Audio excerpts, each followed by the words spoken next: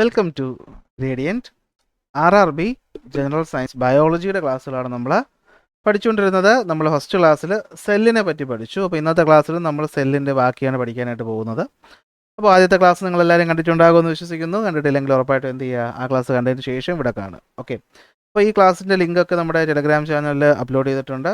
മാത്രമല്ല PDF not കിട്ടാൻ വേണ്ടിയിട്ട് ടെലഗ്രാം ചാനലിൽ ജോയിൻ ചെയ്യുക. അപ്പോൾ നമുക്ക് തുടങ്ങാം. നമ്മൾ കഴിഞ്ഞ ക്ലാസ്സിൽ സെല്ല് എന്താണെന്നും സെല്ലിൻ്റെ പ്രധാനപ്പെട്ട ഭാഗങ്ങളൊക്കെ ആരാ കണ്ടെത്തിയത് ആ കാര്യങ്ങളൊക്കെ നമ്മൾ എന്ത് ചെയ്തു, ഡിസ്കസ് ചെയ്തു. അതുപോലെ നമ്മൾ സെല്ലിലെ പ്രധാനപ്പെട്ട കമ്പോണൻറ്റുകളെ പറ്റിയാണ് പഠിച്ചുകൊണ്ടിരുന്നത്. അപ്പോൾ ഇന്ന് നമ്മളതിൻ്റെ ബാക്കിയാണ്. അപ്പോൾ നമ്മൾ ഇന്ന് ആദ്യം പഠിക്കാൻ പോകുന്നത് സെൽ വാളിനെ പറ്റിയാണ്.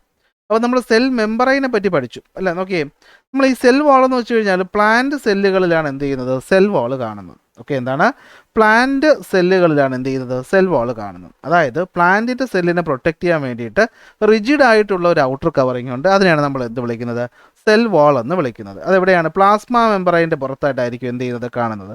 സെൽ മെമ്പറൈൻ അല്ലെങ്കിൽ പ്ലാസ്മ മെമ്പറൈൻ എന്താണെന്നുള്ള കാര്യം നമ്മൾ കഴിഞ്ഞ ക്ലാസ്സിൽ പഠിച്ചു. എന്തിനാണ്, ഓക്കെ, ഒരു സ്ട്രക്ചറൽ സ്ട്രെങ്ത് കൊടുക്കുക എന്നുള്ളതാണ് സെൽ വാളിൻ്റെ പ്രധാനപ്പെട്ട ജോലി എന്ന് പറയുന്നത്. അപ്പോൾ സെൽ വാളിൻ്റെ ഫംഗ്ഷൻ എന്തായിരിക്കും, ഒന്ന്, ഈ പറയുന്ന സെൽ വാള് ഒരു ഹൈപ്പോട്ടോണിക് സൊല്യൂഷനിൽ അകപ്പെട്ടു എന്ന് വിചാരിക്കുക. അപ്പോൾ ഹൈപ്പോട്ടോണിക് എന്ന് വെച്ചാൽ വേറൊന്നുമില്ല, നമുക്കറിയാം ഒരു സൊല്യൂഷനകത്ത് രണ്ട് കാര്യങ്ങളാണ് ഉള്ളത് അല്ലേ. ഒന്ന് സൊല്യൂട്ട് അല്ലേ, നമ്മളതിൽ കുറച്ച് മാത്രം ആഡ് ചെയ്യുന്ന സാധനം. മറ്റൊന്നെന്താണ്, സോൾവെൻറ്റ്, നമ്മൾ കൂടുതലായിട്ട് ആഡ് ചെയ്യുന്ന സാധനം. അപ്പോൾ ഒരു സൊല്യൂഷനകത്ത് സോൾവെൻറ്റിൻ്റെ അളവാണ് കൂടുതൽ എന്ന് വെച്ചാൽ നല്ല ഡൈല്യൂട്ട് ആയിട്ടുള്ളൊരു സൊല്യൂഷൻ എന്ന് വെച്ചാൽ വെള്ളം നന്നായിട്ടുള്ള സൊല്യൂഷൻ. അങ്ങനെയുള്ള സൊല്യൂഷൻ ഒരു സെല്ല് അകപ്പെടുമ്പോൾ എന്ത് പറ്റും, ഈ പുറത്തുള്ള വെള്ളം അകത്തോട്ട് പോകും.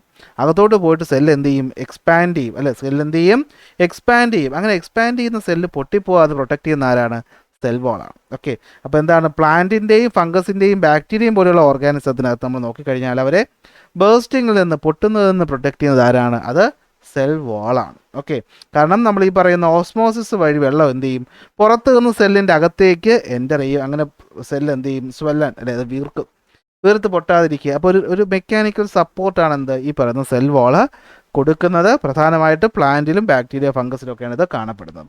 പ്ലാന്റ് ബാക്ടീരിയ ഫംഗസിനകത്ത് സെൽ വാളിൻ്റെ മെറ്റീരിയലാണ് ഇവിടെ കൊടുത്തിട്ടുള്ളത്. ജസ്റ്റ് ഒന്ന് നോക്കി വയ്ക്കുക, ഫംഗസിലെ സെൽ വാൾ എന്ത് മെറ്റീരിയൽ കൊണ്ട് നിർമ്മിച്ചിട്ടുണ്ട് എന്നുള്ളത്. ഓക്കെ, സൈറ്റിൻ എന്ന് പറയുന്നത്, സൈറ്റിൻ എന്നാണ് പ്രൊണൗൺസിയേഷൻ എന്ന് ഞാൻ വിശ്വസിക്കുന്നു. അപ്പോൾ നിങ്ങൾ വേറെ രീതിയിൽ പ്രൊണൗൺസ് ചെയ്യുമെങ്കിൽ അത് പറയുക. ഓക്കെ, അപ്പോൾ സൈറ്റിൻ എന്ന് പറയുന്നതാണ്, ഇത് പ്രീവിയസ് ചോദ്യമാണ്. പ്ലാന്റ്സിലാണെങ്കിൽ സെൽ വാൾ നിർമ്മിക്കപ്പെട്ടിട്ടത് സെല്ലുലോസ് വഴിയാണ്. ബാക്ടീരിയയിലാണെങ്കിലോ പെപ്റ്റിഡോ ഗ്ലൈക്കൻ. ഓക്കെ, പെപ്റ്റിഡോ ഗ്ലൈക്കൺ. ഓക്കെ, ഗ്ലൈക്കൺ അല്ല, ഗ്ലൈക്കൺ, അത് വെച്ചിട്ടാണ് എന്ത് ചെയ്തിട്ടുള്ളത്, സെൽ വാൾ നിർമ്മിച്ചിട്ടുള്ളത്. അതിനകത്ത് ചോദിച്ചു കണ്ടിട്ടുള്ളത് ഏതാണ്, ഫംഗസിൻ്റെ കേസാണ്. ഫംഗസിൻ്റെ മുമ്പത്തെ ഒരു പ്രീവിയസ് ഇയർ ചോദ്യമാണ്. അപ്പോൾ നോക്കി വയ്ക്കണം. ഇനി നമ്മളിപ്പോൾ പറഞ്ഞത് ഒരു അഡീഷണൽ കാര്യം പറയുകയാണ്. നമ്മളെന്താ പറയുന്നത്, ഒരു സെല്ല് ഇങ്ങനെ ഇരിക്കുകയാണ്. സെല്ലിന് നമ്മളൊരു ഹൈപ്പോട്ടോണിക് സൊല്യൂഷൻ വയ്ക്കുമ്പോൾ പുറത്ത് വെള്ളത്തിൻ്റെ അളവ് കൂടുതലായതുകൊണ്ട് തന്നെ വെള്ളം എന്ത് ചെയ്യും, സെല്ലിനകത്തേക്ക് കയറിയിട്ട് സെല്ല് സ്വെല്ലാൻ അല്ലെ, സെല്ല് വീർക്കുമെന്ന് നമ്മൾ പറഞ്ഞിരുന്നു. എന്നാൽ ഇതിന് നേരെ ഓപ്പോസിറ്റ് നടക്കുന്ന കാര്യമാണ് പ്ലാസ്മോളിസിസ് എന്ന് പറയുന്നത്. എന്താണ് പ്ലാസ്മോളിസിസ് എന്നുള്ളത് പ്രീവിയസ് ചോദ്യമാണ്. അതായത് ഒരു സെല്ലിന് നമ്മളൊരു ഹൈപ്പർ ടോണിക് സൊല്യൂഷനിൽ ഇടുന്നു, അല്ലെങ്കിൽ എന്തെങ്കിലും ഒരു കണ്ടീഷനിൽ ഇടുന്നു. അപ്പോൾ എന്ത് പറ്റുമെന്ന് വെച്ചാൽ സെല്ലിനകത്തുള്ള വെള്ളം പുറത്തോട്ട് പോവുകയാണ്. അപ്പോൾ എന്ത് പറ്റും, സെല്ലിന് വെള്ളം നഷ്ടപ്പെടും. എന്തിലൂടെ, ഓസ്മോസിസിലൂടെ. എന്താണ് ഓസ്മോസിസ് എന്ന് നമ്മൾ പഠിച്ചു കഴിഞ്ഞു. അപ്പോൾ എന്ത് പറ്റും, സെല്ല് ഷ്രിങ്കൻ, സെല്ല് എന്ത് ചെയ്യും, ചുരുങ്ങും. ഈ അവസ്ഥയാണ് നമ്മൾ പ്ലാസ്മോളിസിസ് എന്ന് വിളിക്കുന്നത്. എന്താ വിളിക്കുന്നത്, പ്ലാസ്മോളിസിസ്. അപ്പോൾ വാട്ട് ഈസ് പ്ലാസ്മോളിസിസ്, ഡെഫിനിഷൻ തന്നെ പഠിച്ചു വയ്ക്കണം. It is the process by which cell loses water and shrinks pulling away from the cell wall. അപ്പോൾ സെൽ വാളിൽ നിന്ന് മാറി കണ്ടോ, ചുരുങ്ങി. സെൽ വാളാണ് ഈ പുറത്ത് കാണുന്ന സാധനം, ഇതാണ് സെൽ വാൾ. ഈ സെൽ വാളിൽ നിന്ന് വെള്ളം നഷ്ടപ്പെട്ട് ചുരുങ്ങി ഒരു ചെറിയ ഭാഗത്തോട്ട് മാറുന്ന സെൽ പ്ലാസ്മോളൈസ്ഡ് സെൽ എന്ന് പറയും. ഈ പ്രോസസ്സിനാണ് നമ്മൾ എന്ത് വിളിക്കുന്നത്, പ്ലാസ്മോളിസിസ് എന്ന് വിളിക്കുന്നത്. അപ്പോൾ സെൽ വാളുമായി പറയുമ്പോൾ നമ്മളിത് രണ്ടും പറഞ്ഞ് വയ്ക്കണം. ഓക്കെ, അപ്പോൾ ഇതാണ് സെൽ വാൾ എന്ന് പറയുന്നത്. ഒന്നുകൂടെ നോക്കാം. സെൽ വാൾ എന്ന് വെച്ചാൽ എന്താണ്, പ്ലാന്റ് സെല്ലുകളിലാണ് കൂടുതലായിട്ട് കാണുന്നത്. പ്ലാന്റ് സെല്ലിൻ്റെ ഔട്ടർ കവറിങ് ആണ്. പ്ലാസ്മ മെമ്പറിന് പുറത്തായിട്ട് സെല്ലിനെ പ്രൊട്ടക്റ്റ് ചെയ്യാൻ വേണ്ടി ഉള്ള ഒരു സ്ട്രക്ചറൽ സ്ട്രെങ്ത് കൊടുക്കുന്ന ഒരു കട്ടിയുള്ള ഭാഗമാണ് സെൽ വാൾ. നമ്മുടെ ചുവരുകൾ പോലെ നമ്മുടെ വീടിൻ്റെ വാൾ എന്താ ചെയ്യുന്നത്, നമ്മൾ പ്രൊട്ടക്റ്റ് ചെയ്യുക അല്ലേ, നമുക്ക് പുറത്തു നിന്നൊരു സെക്യൂരിറ്റി, ഒരു സപ്പോർട്ട്. അതുപോലെ തന്നെയാണ് സെല്ലിനും സെൽ വാൾ എന്ന് പറയുന്നത്. സെൽ വാൾ രണ്ട് കാര്യങ്ങൾ ചെയ്യും. ഒന്ന്, സെല്ലിനകത്തേക്ക് വെള്ളം വന്ന് സെല്ല് വീർക്കുമ്പോൾ ആ സെല്ല് പൊട്ടിപ്പോകാതെ പിടിച്ചു നിർത്തുന്നവരാണ്, സെൽ വാളാണ്. അതുപോലെ തന്നെ സെല്ലിനകത്തുള്ള വെള്ളം നഷ്ടപ്പെടുമ്പോഴും സെല്ല് ചുരുങ്ങുന്ന ഒരവസ്ഥ ഉണ്ടാകും. അപ്പോഴും സെല്ലിൻ്റെ ആ ഒരു ബേസിക് സ്ട്രക്ചർ പോകാതെ കാത്തു സൂക്ഷിക്കുന്നത് ആരാണ്? സെൽ വാളാണ്. അങ്ങനെ സെല്ലിൽ നിന്ന് വെള്ളം നഷ്ടപ്പെടുന്ന പ്രോസസ്സിനെ വിളിക്കുന്ന പേര് മുമ്പ് ചോദിച്ചിട്ടുണ്ട്, പ്ലാസ്മോളിസിസ്. എന്താണ്? പ്ലാസ്മോളിസിസ്. പ്ലാസ്മോളിസിസ് എന്ത് ചെയ്യുന്നു? സെല്ലിലെ വെള്ളം പുറത്തേക്ക് പോകുന്നു. സെല്ല് ചുരുങ്ങുന്നു. ഓക്കെ അല്ലേ? അടുത്ത് വരുന്നത് ന്യൂക്ലിയസ് ആണ്. അപ്പോൾ ഒരു സെല്ലിനെ സംബന്ധിച്ചിടത്തോളം സെല്ലിൻ്റെ ബ്രെയിൻ എന്ന് പറയുന്നതാണ് എന്ത്? സെല്ലിൻ്റെ ന്യൂക്ലിയസ്. കാരണം ഒരു സെൽ എങ്ങനെയാകണം, ഒരു സെൽ എങ്ങനെയാണ് രൂപപ്പെടുന്നത്, സെല്ലിൻ്റെ പ്രോപ്പർട്ടീസ് എന്തൊക്കെയാണ് തീരുമാനിക്കുന്നത്, ആ സെല്ലിനകത്തുള്ള ജനറ്റിക് മെറ്റീരിയൽ ആയിട്ടുള്ള നമ്മുടെ ക്രോമസോം എന്ന് പറയുന്ന ക്രോമസോമിനകത്തുള്ള DNA ആണ് അല്ലേ? DNA ഫുൾ ഫോം ഓർത്ത് വയ്ക്കണം. ഡിയോക്സി റൈബോ ന്യൂക്ലിക് ആസിഡ് ആണ് എന്ത്? DNA. നമ്മുടെ ജനറ്റിക് മെറ്റീരിയൽ എന്ന് പറയുന്നത് ഈ പറയുന്ന ന്യൂക്ലിയസിനാണ് അല്ലെങ്കിൽ DNA ആണ്. ഈ DNA ഇരിക്കുന്നത് എവിടെയാണ്? ന്യൂക്ലിയസിനകത്താണ്. ഇത് സെൽ ഡിവിഷൻ സമയത്ത് മാത്രമേ നമുക്ക് വ്യക്തമായിട്ട് കാണുള്ളൂ, അല്ലാത്തപ്പോൾ അത് എന്താണ്? ഇൻവിസിബിൾ ആണ്. ഡ്യൂറിങ് സെൽ ഡിവിഷൻ സമയത്ത് മാത്രമേ എന്ത് ചെയ്യുള്ളൂ? ഇത് വരുള്ളൂ. അപ്പോൾ ഒരു സെല്ലിൻ്റെ ബ്രെയിൻ എന്ന് പറയുന്ന സെല്ലിൻ്റെ പ്രധാനപ്പെട്ട ഭാഗം എന്ന് പറയുന്നത് സെല്ലിൻ്റെ ന്യൂക്ലിയസ് ആണ്. ഈ ന്യൂക്ലിയസിനകത്താണ് എന്തിരിക്കുന്നത്? ക്രോമസോം ഇരിക്കുന്നത് അല്ലേ? എന്തിരിക്കുന്നത്? ക്രോമസോം ഇരിക്കുന്നത്. ഈ ക്രോമസോമിനകത്താണ് നമ്മൾ ഡിയോക്സി റൈബോ ന്യൂക്ലിക് ആസിഡ് എന്ന് പറയുന്ന DNA കാണപ്പെടുന്നത്. ഈ DNA ആണ് തീരുമാനിക്കുന്നത് ഒരു സെല്ല് എങ്ങനെ ആകണം എന്നുള്ളത്. അങ്ങനെയുള്ള ഒരു ന്യൂക്ലിയസിന് നമ്മൾ നോക്കിക്കഴിഞ്ഞാൽ ന്യൂക്ലിയസിന് ഒരു ഡബിൾ ലെയേർഡ് കവറിംഗ് ഉണ്ട്. നമ്മളത് ന്യൂക്ലിയർ മെമ്പറൈൻ എന്ന് പറയും. എന്ത് പറയും? ന്യൂക്ലിയർ മെമ്പറൈൻ എന്ന് പറയും. ഇത്രയും ഓക്കെ ആണല്ലോ? ശരി. അപ്പോൾ ന്യൂക്ലിയസ് അറിയപ്പെടുന്നത് brain of the cell.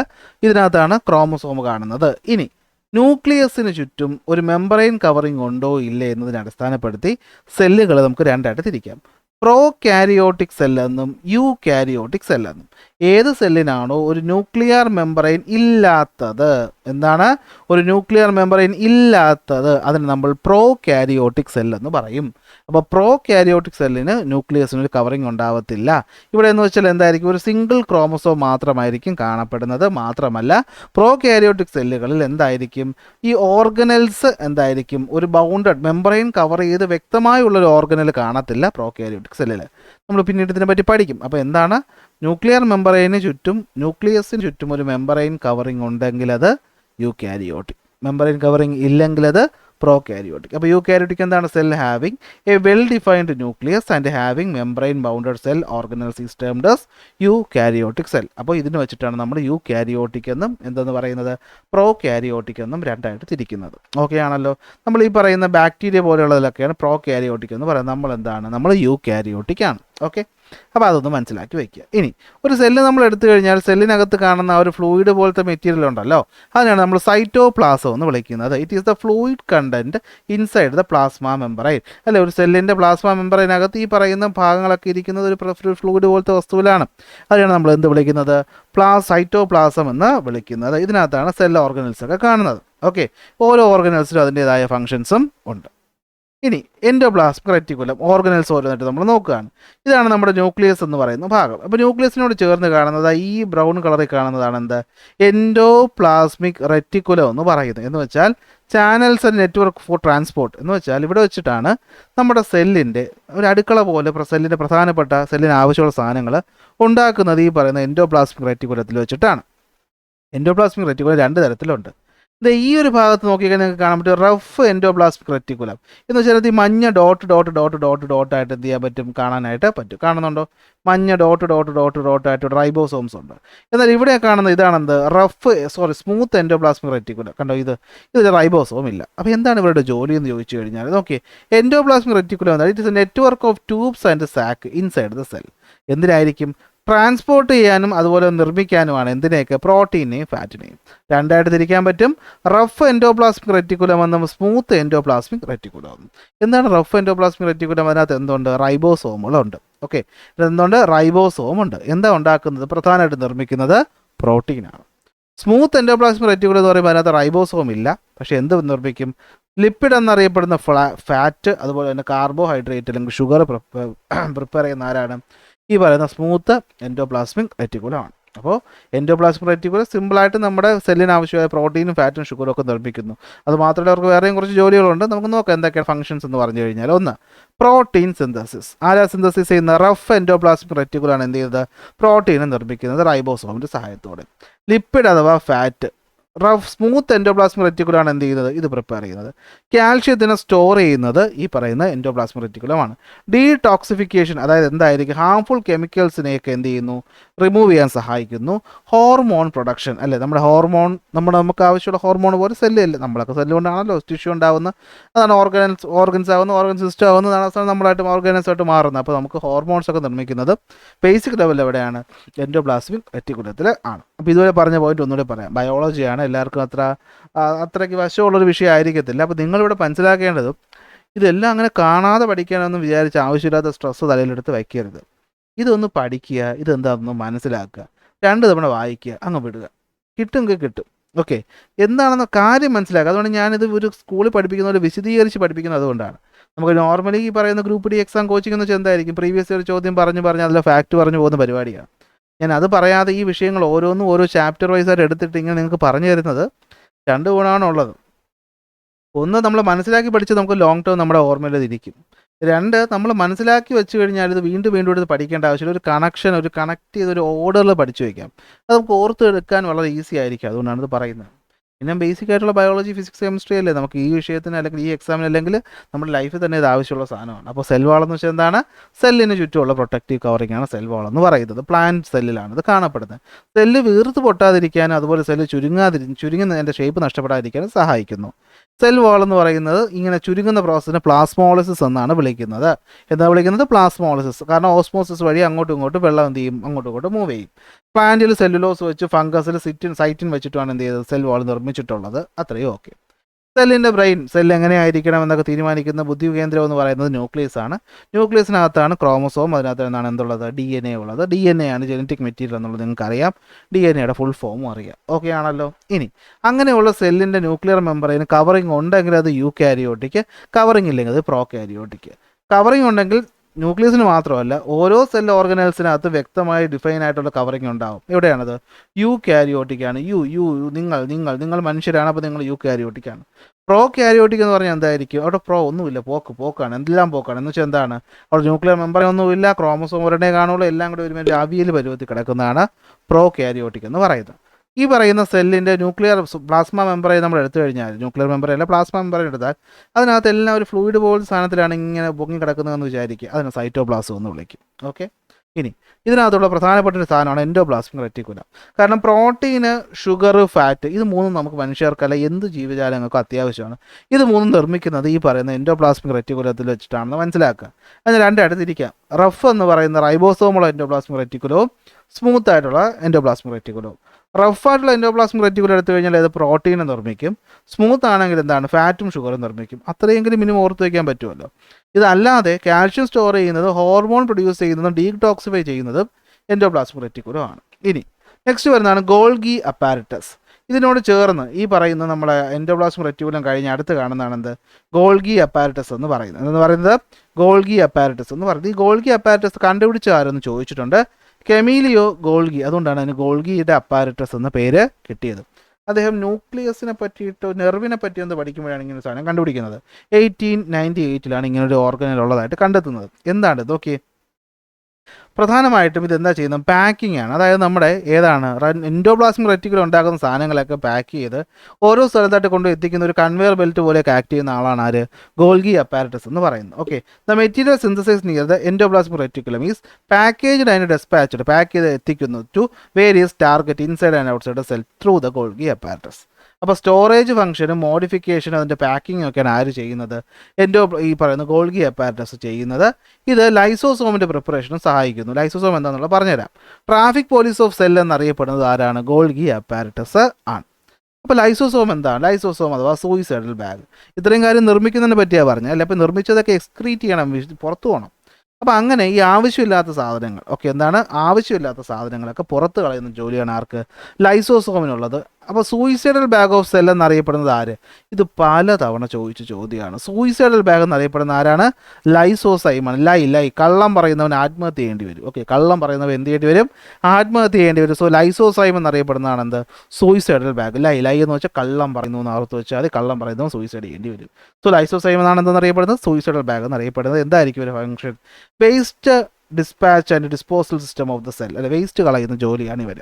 Okay, ഇതിനകത്ത് ഡൈജസ്റ്റീവ് എൻസൈംസ് ഉണ്ട്. ഓക്കെ, ഇത് എന്ത് ചെയ്യും?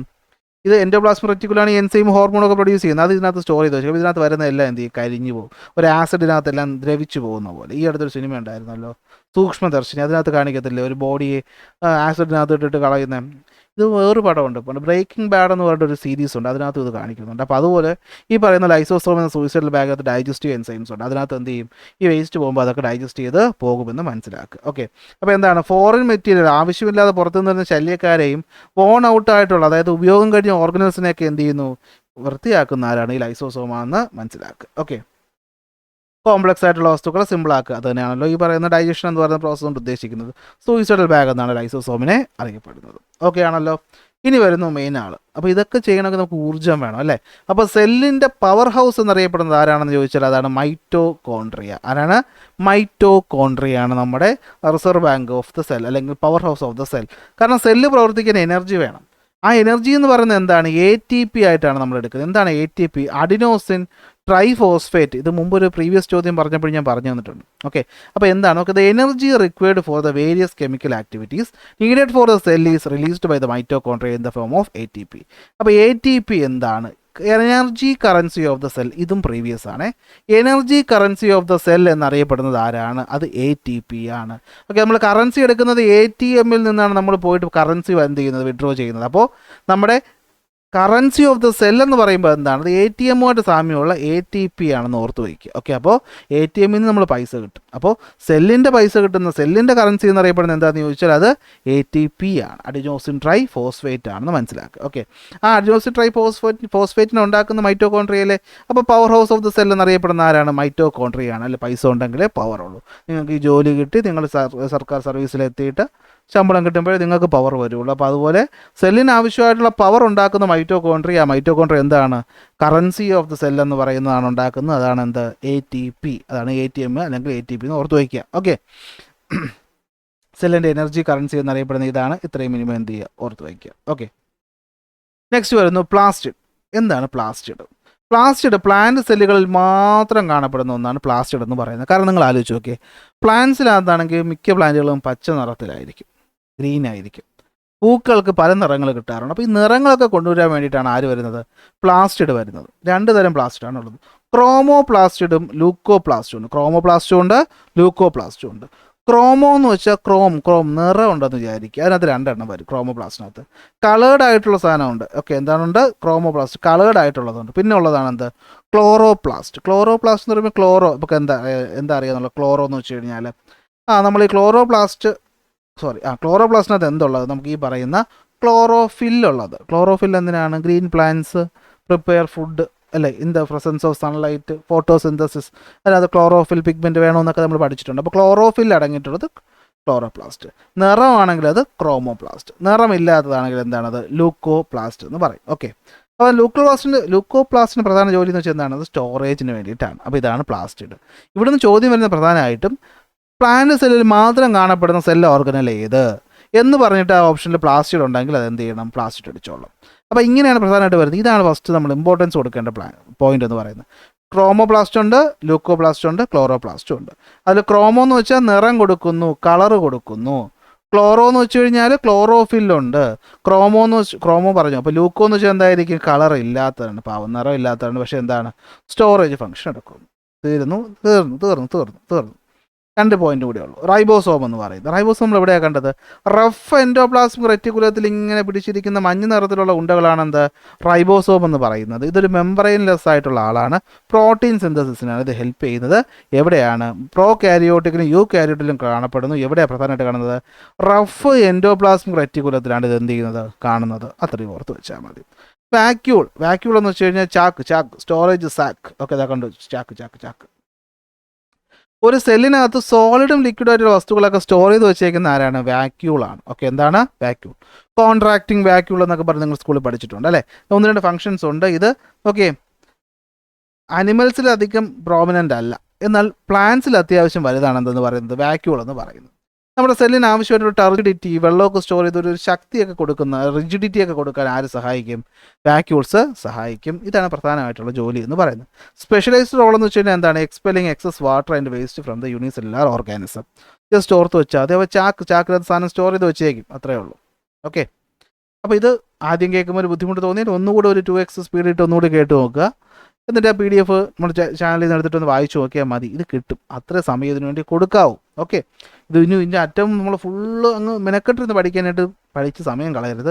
ഒരു ചോദ്യമൊക്കെ കിട്ടിയാൽ കിട്ടി, അത്രയേ ഉള്ളൂ. ഓക്കെ, അപ്പോൾ നിങ്ങൾ ഇപ്പോഴും ക്ലാസ്സുകൾ കണ്ടുകൊണ്ടിരിക്കുകയാണെങ്കിൽ ഉറപ്പായിട്ടും ലൈക്ക് ചെയ്യുക, ഷെയർ ചെയ്യുക, സബ്സ്ക്രൈബ് ചെയ്യുക. അടുത്ത ക്ലാസ് നമുക്ക് അടുത്ത ടോപ്പിക്കുമായിട്ട് കാണാം.